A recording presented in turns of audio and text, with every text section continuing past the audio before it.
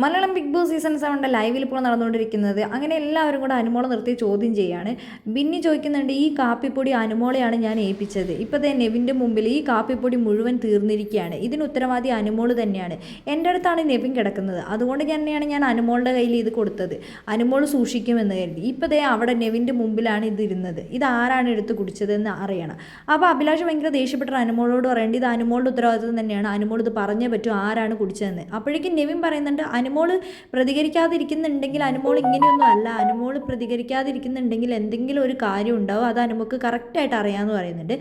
ബിന്നി പറയുന്നുണ്ട് ഇത് അനുമോൾ തന്നെയാണ് കാരണക്കാരി എന്ന് പറയുന്നുണ്ട്. എല്ലാവരും അനുമോളെ കുറ്റപ്പെടുത്തുന്നുണ്ട്. അപ്പോൾ ഷാനവാസൊക്കെ അവിടെ ചിരിക്കുന്നുണ്ട്. ഷാനവാസും അതേപോലെ തന്നെ ജിഷനുമാണ് രാത്രി കുടിച്ചതെന്ന് പറയുന്നുണ്ട്. അപ്പോഴേക്കും നമ്മുടെ അനീഷേട്ടൻ വന്നിട്ട് പറയുന്നുണ്ട്, ഇന്നലെ ജയിലിൽ നിന്ന് ഞങ്ങൾ രണ്ടുപേരും കാപ്പി കുടിച്ചായിരുന്നു എന്ന് പറയുന്നുണ്ട്.